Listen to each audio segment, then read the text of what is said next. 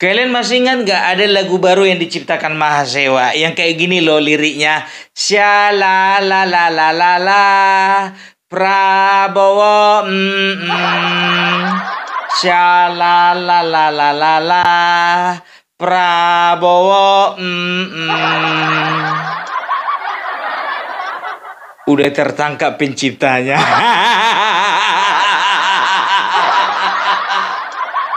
Sungguh lagu yang sangat merdu,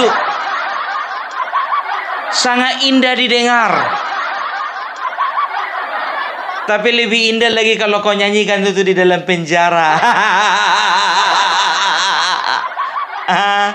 Udah aku bilang dari kemarin ya, kalau misalnya kau mau menjadi orator, jangan terlalu maju kali. Kalau yang di bawah-bawah itu ngikut-ngikut aja semua, kau lah masuk penjara. Gara-gara 40.000. Aduh. Bangga ya orang tuanya. Tahu kalian, selesai demo, kabur dia entah kemana buron selama seminggu. Buron seminggu. Ujung-ujungnya ditangkap. Yang menangkap itu juga katanya warga. Ternyata warga nggak suka dengan lagumu. Karena lagumu menyakiti hati mereka. Karena yang kau hina adalah presiden mereka. Sya la la la la la la.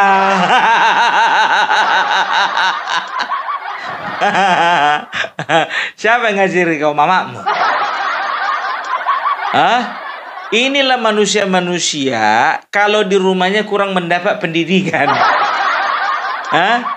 Makanya tolong dulu kepada orang tua. Ya, tugas guru, dosen, kalau zaman sekarang jangan diharapkan untuk mendidik. Kebanyakan mengajar. Kalau masalah akhlak, ibadah, toto kromo, itu urusan orang tua. Coba cek dulu di dalam kartu keluarganya ada berapa anak ibunya ini. Entah kayak gitunya semua sifatnya. Adik Mahasewa. Udah semester berapa kau sekarang? Ya mudah-mudahan aja kau nggak di semester akhir ya kan. Kalau nggak gagal Dewi sudah. Mudah-mudahan masih di semester awal ini. Kan begitu. Jadi masih sedikit uang mamanya ini keluar untuk bayar kuliah. Aduh, tolong dulu ya untuk keluarganya, pastikan dulu ke kampusnya. Kalau anak ini di penjara, kira-kira uang kuliah jalan atau enggak? Makanya kalian itu kalau misalnya mau orasi, mikir-mikir dulu, jangan kepancing emosi, ya kan? Kalau dibayar, kasih tahu bayarannya berapa. Kalau kau misalnya dibayar 40 juta, nggak apa-apa kau masuk penjara. Uangnya kau kasihkan orang tua. Nah kalau dapat 40.000, rugi kali kau. Udah nggak jadi wisuda? Dijauhi oleh pemuda? Kau terancam kau lama kau kawin kau. Kayak mana coba contohnya kalau punya suami, ya kan? Contohnya kurang gaji, ya kan? Nyanyi dia, shala la la la la la, suamiku. Datang anaknya contohnya, ya kan? Punya anak, nilainya jelek, mak, nilaiku jelek, mak, katanya kan? Datang dia nyanyinya lagi, shala la la la la la, anakku. Datang mertuanya, dinasehati dia baik-baik, gini begini begini begini menantuku. Nyanyilah dia, shalalalalala, mertua.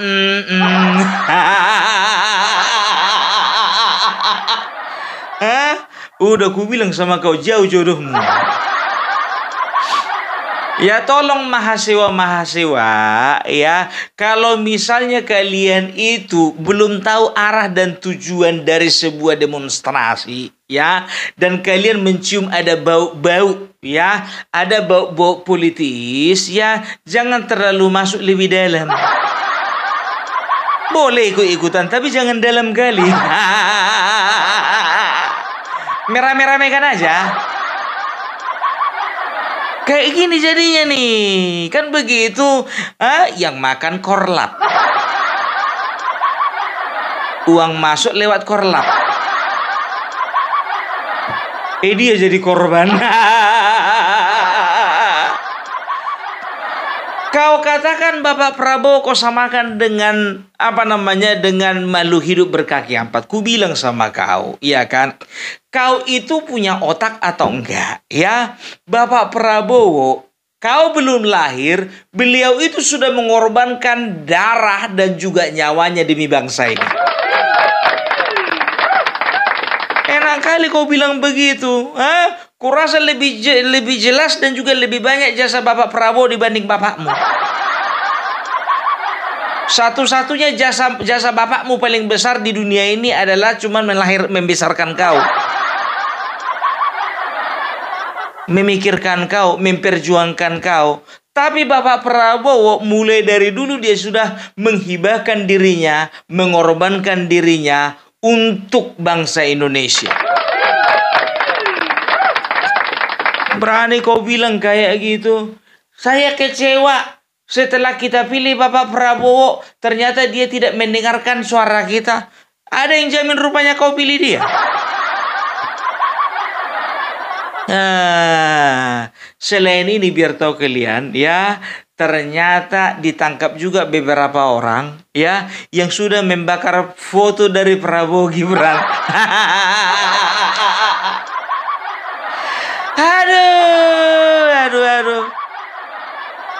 Aduh, memang ini jujur aja ku bilang, inilah mahasiswa yang masa depannya gelap.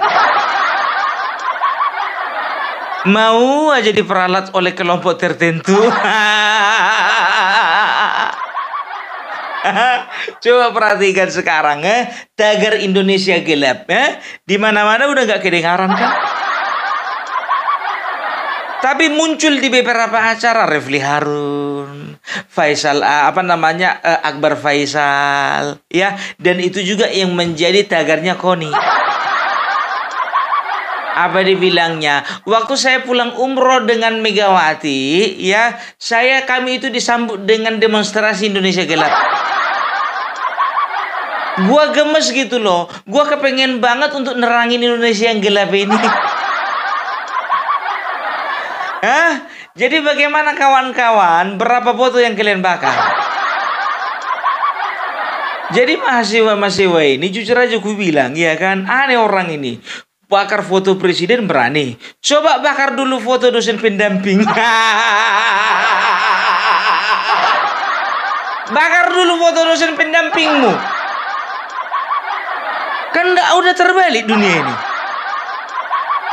Bakar foto presiden berani. Bakar foto dosen pembimbing nggak berani.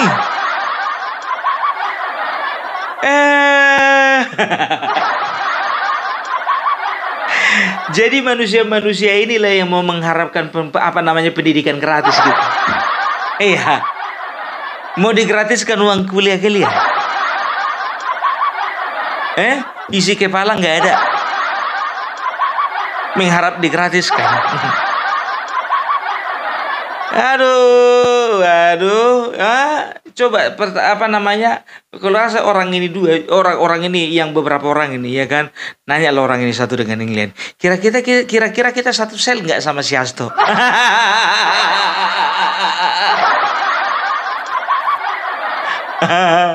nggak usah teringati si Hasto. Ya kan, dia lagi nangis di pojokan.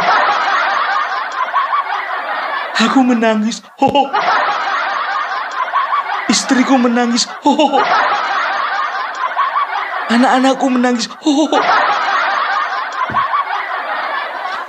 Aduh, ya. Jadi jangan pernah kalian itu, tolonglah dulu kalian itu sebagai mahasiswa. Jujur aja ku bilang ya, sekarang itu ku tengok pergerakan kalian itu tidak searah dengan rakyat. Nggak senada perjuangan kalian itu dengan apa yang dimau rakyat. Enggak, ya. Karena kami tahu sebetulnya demo kalian itu demo pesanan. Dipengaruhi presiden BEM-nya. BEM-nya nanti mempengaruhi Korlap. Korlap nanti ya, Korlap itu yang apa namanya, yang membawa massa. Aduh, udahlah ya. Aku jujur aja ku bilang kecewa, sekecewa-kecewanya melihat ya badan eksekutif mahasiswa zaman sekarang. Zaman dulu jujur aja ku bilang sama kalian ya, untuk menjadi presiden BEM ya, itu bukan perkara yang gampang ya. Mereka harus melakukan sebuah riset, mereka itu juga harus mempersiapkan presentasi, mereka itu harus punya visi misi, mereka juga harus bisa meyakinkan para mahasiswa bahwasanya mereka itu mampu ya memimpin mereka ke pada sebuah kemampuan intelektual yang tinggi. Tapi sekarang enggak. Coba bayangkan kalian ya, BEM sekarang itu cuman satunya ambisinya dan juga cita-citanya. Tahu kalian? Bisa tampil di ILC.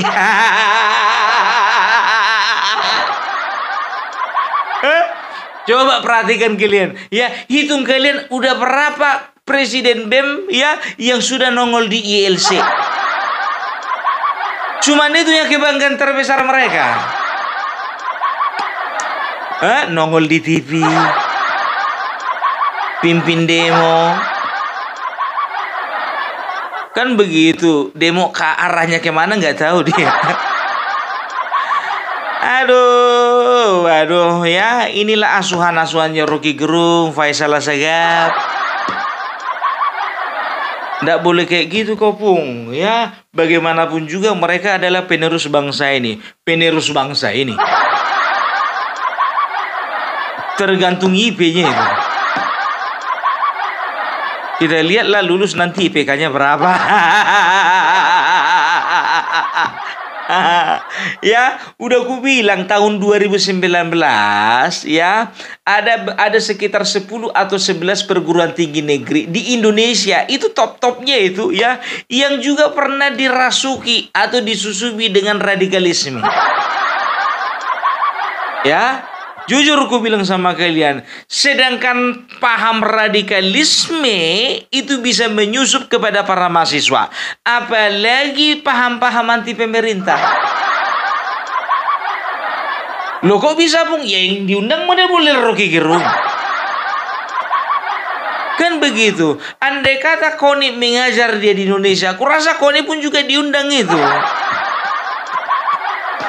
Ya, tolonglah, memang betul ya kita ya, Rocky Gerung itu memiliki paham ya, bisa dikatakan idealismenya itu liberal, kan begitu. Kebebasan berpikir, kebebasan bernarasi, kebebasan berargumen, kan betul, nggak ada masalah, justru bagus itu ya kan. Cuman masalahnya ya masih di dalam koridor, tidak ada batasan-batasan yang harus diperhatikan.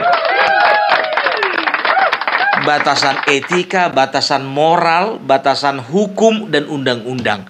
Coba perhatikan kalian ya, yang namanya Rocky Gerung selalu berbicara etik. Sementara dia nggak pernah berpikir kalau untuk bicara. Presiden aja udah dua-duanya dibilang, udahlah. Tahu nggak kalian, jujur aja ku bilang ya, pernah dalam satu kesempatan ya, bareng ini sama Ade Armando ya, waktu itu bicara tentang campur tangan Joko Widodo terhadap MK ya. Ini si Rocky Gerung ngotot ya bahwasanya Joko Widodo itu punya andil di dalam putusan MK. Ade Armando berkata tunjukkan buktinya. Ya, Rocky Gerung berkata, saya punya disertasi, ada 7 disertasi ditambah Hasto. Iya kan? Coba, Ade Armando bilang sama dia, tunjukkan buktinya. Datang dia, siapa nih si Rocky Gerung? Bagi saya disertasi yang paling baik itu disertasinya Hasto. Ditanya sama dia 7 lagi disertasi, ya salah satu diantaranya nggak mampu dia. Ya saya harus sampaikan bahwa cara berpikir saya memang berseberangan dengan Bung Rocky ya. Misalnya saja soal bahwa Pak Jokowi itu merusak demokrasi Indonesia dengan merusak Mahkamah Konstitusi kan. Saya nggak setuju.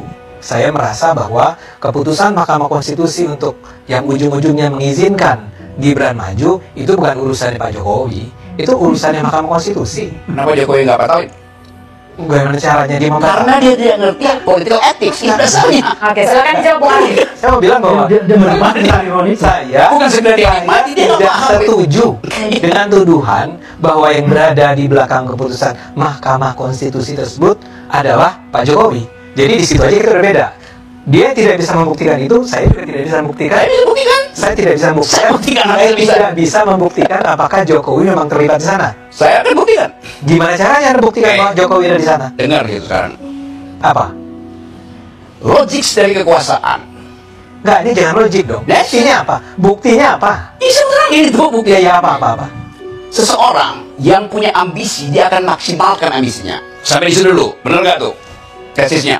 Kak, buktinya apa? Bukan, saya mulai dengan cara berpikirnya. Ya. Anda punya ambisi, Anda akan ambil kesempatan untuk memaksimalkannya apa enggak? Kesempatan itu adalah sesuatu yang relatif. Yes. Jadi misalnya begini. Ya itu tunggu. Nggak, saya mau bilang, no. Anda harus siap. Kasih kesempatan saya selesaikan. Apa istilah, apa yang namanya ambisi? Nggak, saya mau bilang begini. Saya akan berusaha keras agar apa yang saya ambisikan itu tercapai.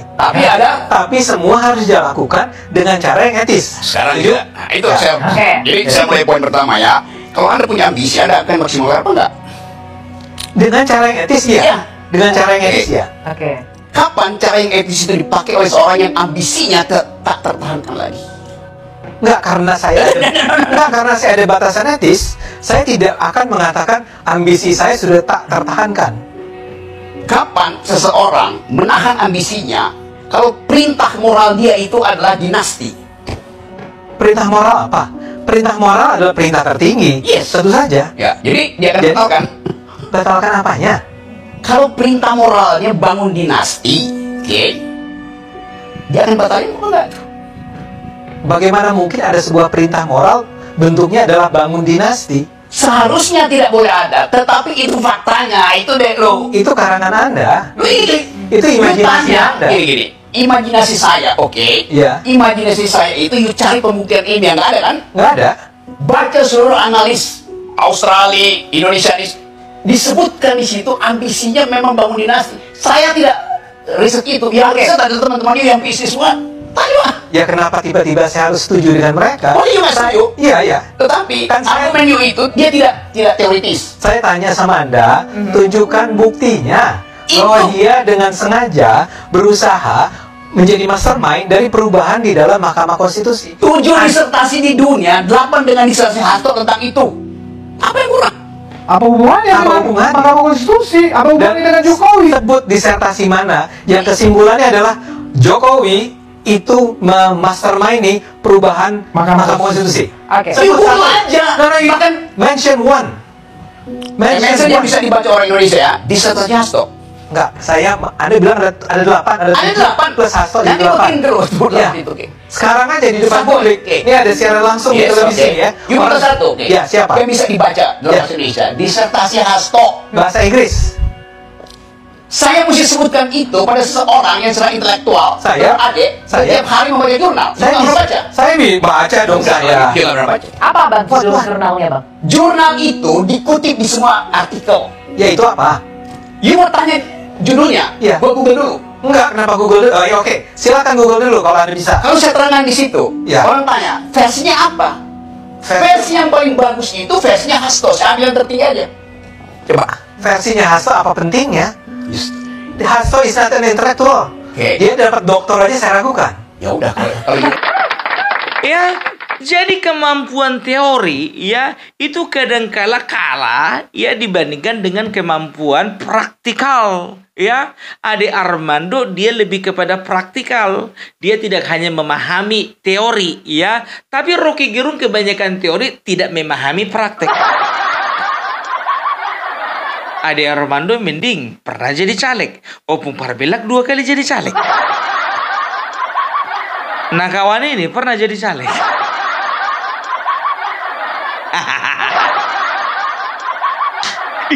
Pernah Bung gue jadi caleg, pernah.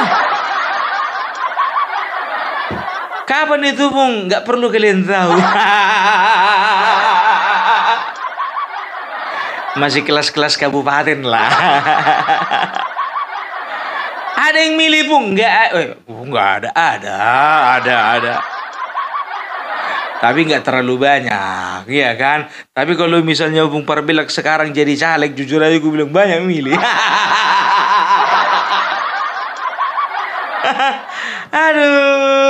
Aduh, ya. Jadi begitu, ya mahasiswa. Ku bilang sama kalian semuanya, ya. Kalau kalian nggak mau dibilang mahasiswa, ubahlah bagaimana kalian itu menanggapi isu-isu di bangsa ini. Itu dia. Ini ndak sumbu pendek, lebih pendek sumbunya daripada kadrun. Masih ingat nggak waktu kemarin ada istilah kadrun? Dikit-dikit terpancing emosi. Nah, ini mahasiswa ini gampang kali terpancing emosinya, tapi nggak bisa menentukan arah emosinya itu kemana, kan begitu ya? Gampang kali diperalat. Wah, kalau mahasiswa zaman kami dulu bukan diperalat, memperalat. Maksudnya apa? Ya kalau mahasiswa zaman dulu itu ya lebih kepada ya apa yang bisa dia lakukan untuk bangsa ini. Kalaupun turun ke jalan, mereka akan lihat isunya apa, gitu loh ya. Tapi kalau cuman isu ya yang hanya menguntungkan satu pihak dan apalagi isu-isu itu ya mengganggu stabilitas nasional ya, itu bisa dikatakan mereka akan turun ke jalan gitu loh. Tapi kalau misalnya isu-isu pesanan, tahun 98 mana ada isu pesanan gitu. Beruntunglah kalian aktivis 98 ya. Ku bilang sama kalian, nama kalian harum, nggak kayak aktivis zaman sekarang.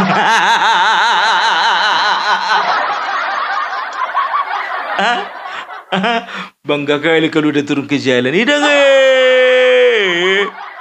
Udah paling merasa pahlawan itu bakar-bakar ban. Aduh.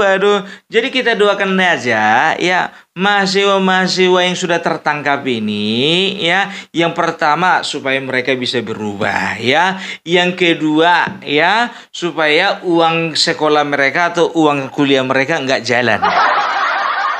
Ya kalau jalan contohnya mereka lagi ditahan kan rugi. Yang kasihan kan bapak sama mamanya. Kan begitu. Yang ketiga mudah-mudahan lepas dari penjara nanti masih bisa nyambung kuliah. Sampaikan dulu sama mama kalian itu biar diurus dulu cuti kuliah. Kalau prediksi gue ini 2 tahun ini. Bikin kian lah. Kalau misalnya contoh 6 bulan lepas ya nasib kalian lebih bagus. Tapi kalau 2 tahun gak lepas-lepas, sementara cuti kalian urus 6 bulan, ya kan? Ternyata lah 2 tahun kalian di dalam, ya kan? Harus membayar kalian 1,5 tahun. Lebih bagus urus cuti 2 tahun, selesai. Shalalalalala.